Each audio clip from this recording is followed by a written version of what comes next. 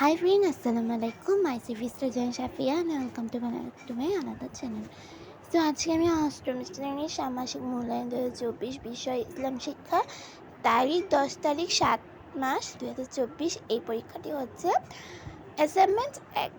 তো আমি যেহেতু জানি তোমাদের সামনে এই পরীক্ষাটি আছে, তো এখানে দলগত একক কাজ রয়েছে। ধর্মটা হচ্ছে তোমাদের অষ্টম শ্রেণী পরীক্ষার মধ্যে। আর তোমরা যারা সব পরীক্ষার আপডেট চাও, প্রশ্ন চাও, তারা আমার চ্যানেলটি সাবস্ক্রাইব করে দাও। চলো শুরু করি। দলগত কাজ, দলগতভাবে আকার সম্পর্কে আলোচনা করা এবং কি অভিজ্ঞতা অর্জন করলে তা লিখো। তো চলো আমরা প্রথম একটু লাইন দেখে ফেলি। এটা কিন্তু অনেক সহজ, তাই না? পেজ 2। ইসলামে মৌলিক বিষয়গুলোর উপর অর্থাৎ আল্লাহ তাআলা, ফেরেশতা, তার রাসূল, আখিরাত ইত্যাদির উপর বিশ্বাস স্থাপন করাকে আকাইদ বলা হয়। এখন যদি আসে আকাইদ কাকে বলা হয়, তাহলে তোমরা এটা লিখতে পারো। দেন এটা বলার এখানে মানে শেষ হয় না, যে তুমি আরও অনেক ব্যাখ্যা লিখতে পারো। তোমাদের বই খেয়াল করে দেখবা অনেক মূল টপিক রয়েছে। তো চলো দ্বিতীয় পেজে চলে যাওয়া যাক। পেজ 3। প্রশ্ন, দলগতভাবে আগাইতে আমরা ছেলে খুব পড়ছিলাম সেটা, কিন্তু আমরা এই কিছু সংক্ষিপ্ত বর্ণনা দিতে পারি। কিভাবে দিতে পারি দেখো। তো চলো আমাদের এখানে এক কথায় আকাইদের সংজ্ঞা, ইসলামের বিশ্বাসগত যে দিক রয়েছে সে বিশ্বাসগত দিকে আকাইদ বলা হয়। কারণ আমি কিন্তু দুইটা পেয়েছি, একটা হচ্ছে প্রথমটা, দ্বিতীয়টা, কিন্তু দুটোটাই কিন্তু আকাইদ সম্পর্কে। বুঝতে পারছো?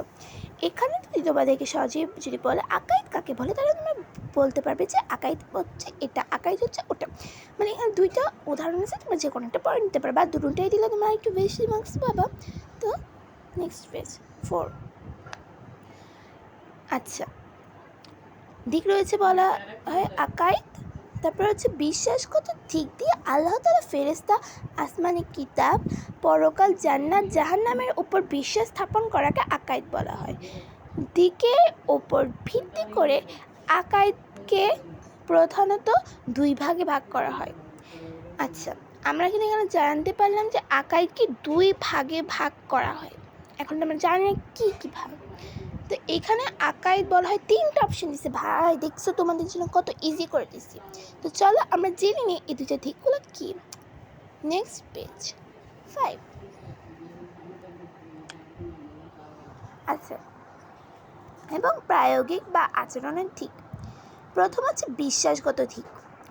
ইসলামে যে বিশ্বাসগত দিক রয়েছে তাকে মূলত আকাইদ বলা হয়, এবং আকাইদের মূল যে বিষয়টি হচ্ছে, এখানে আমরা নিচেতে একটু দেখতে পাচ্ছি না, বাট আমরা পরের পেজে ইনশাআল্লাহ দেখতে পাবো। তো এখানে কিন্তু আমরা এইটুকু জানছি। আচ্ছা, আমরা আবার আরেকটাকে বিশ্বাসগত দিক, এটা কিন্তু এক পয়েন্টে আমি ধরে নিয়েছি।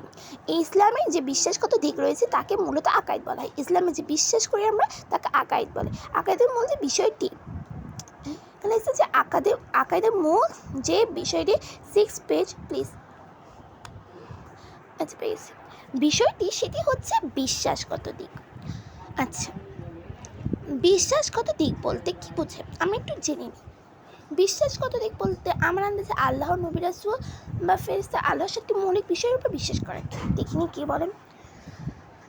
আল্লাহ তাআলা, নবী, রাসূল, ফেরেশতা, আসমানি কিতাব, পরকাল, জান্নাত, জাহান্নাম এগুলোর উপর বিশ্বাস স্থাপন বা অর্জন করাকে বোঝায়। ও দেখেছো, মিলে গেছে না একদম। এটা লিখে অনেক সহজ। প্রায়োগিক বা আচরণগত দিক, ইসলামকে পরিপূর্ণভাবে প্রকাশ করার জন্য যে সকল আচরণগত দিক রয়েছে। আচ্ছা, আমার মনে হচ্ছে এটা দ্বিতীয়, মানে প্রায়োগিক বা আচরণগত দিক।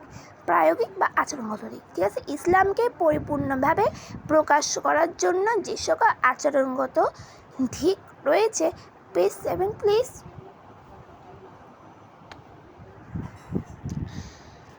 একটু কোথায় দিক রয়েছে সেগুলোকে মূলত প্রায়োগিক দিক বলা হয় আকাইদের। আচ্ছা, প্রায়োগিক দিক বললে তোমরা এটা লিখে দিতে পারো, প্রায়োগিক দিক বলতে এটা বোঝাচ্ছে। আকাইদের প্রায়োগিক দিক বললে তোমরা এটা লিখতে পারো। ওকে, প্রায়োগিক বা আচরণিক দিক, ঠিক আছে। ইসলামে পরিপূর্ণভাবে প্রকাশ করার জন্য যে সকল আচরণগত দিক রয়েছে সেগুলোকে মূলত প্রায়োগিক দিক বলা হয় আকাইদের। আচ্ছা, আকাইদের প্রায়োগিক দিকগুলো হলো, নেক্সট পেজ, সালাতে কায়েম, নেক্সট পেজ 8। আচ্ছা, সালাতে কায়েম প্রকাশ করার জন্য যে সকল আচরণগত দিক রয়েছে সেগুলো মূলত প্রায়োগিক দিক বলে। এটা আমার প্রশ্ন এখন। আচ্ছা, আকাইদ এবং প্রায়োগিক দিকগুলো হলো সালাত কায়েম করা, শাওম মাসে শাওম পালন করা, সামর্থ্য মতো হজ ও জাকাত আদায় করা ইত্যাদি, এগুলো হলো প্রায়োগিক দিক। আচ্ছা, এখন বসছো, তোমরা আমার চ্যানেলটা সাবস্ক্রাইব করে দাও। আমি তোমাদের হজ নিয়ে কিছু বলতে চাই, তারপর আমরা পরের ভিডিওতে ইনশাল্লাহ বলবো। আকাইদে আমার এই ধর্মের অনেক কিছু আসবে, এই সময় আপডেটে তোমরা পাশে থেকো। আকাইদের প্রায়োগিকটা আমরা বুঝলাম। এখন শাওম মাসে শাওম পালন করা, তো পরেরটা দেখি, নেক্সট পেজ। এবার প্রশ্ন আসছে, আল্লাহ তাআবুদ, মহান আল্লাহ এই নামের শিক্ষা তোমার কর্মে বাস্তবায়নে কি কি করতে পারো তার একটি তালিকা তৈরি করো। তো চলো আমরা তালিকাটি তৈরি করে ফেলি। Next page please 10। আচ্ছা, আল্লাহ তাআবুদ কবুলকারী ক্ষমাকারী নামের শিক্ষা বাস্তবায়ন করণী। আল্লাহ তাআলার কাছে আমাদের পাপ কাজের জন্য অনুতপ্ত করে ক্ষমা প্রার্থনা করব। 2, আমরা প্রতিনিয়ত খাঁটি মনে আল্লাহর কাছে তাওবা এবং ক্ষমা প্রার্থনা করব। 3, গুনাহের পথে ফিরে না যাওয়ার দৃঢ় সংকল্প করব। 4, আমাদের জীবনে কোনো গুনাহের কাজ হয়ে গেলে উক্ত গুনাহের জন্য অনুশোচনা করব এবং আল্লাহর কাছে ক্ষমা চাইব। 5, আমাদের সহপাঠী বন্ধুবান্ধবদের এই মহান আল্লাহ সম্পর্কে জানাবো যাতে তারা ভুলের জন্য আল্লাহর কাছে ক্ষমা চায়। 6, প্রতিনিয়ত তাওবার মাধ্যমে আল্লাহ ভালোবাসা অর্জন করব, কারণ আল্লাহর পবিত্র কোরআনে বলে, নিশ্চয় আল্লাহ তাওবাকারীনকে ভালোবাসে। সূরা আল বাকারা 222। তো সবার কেমন লাগছে? সবাই সাবস্ক্রাইব করে দাও, জলদি লাইক করে দাও। Bye bye. পরের ভিডিওতে আমি তোমাদের জন্য আরও অনেক ইসলামের অনেক বিধিবিধান নিয়ে বলবো। বাই বাই, আল্লাহ হাফিজ, আসসালামু আলাইকুম ওয়া রাহমাতুল্লাহি ওয়া বারাকাতুহু।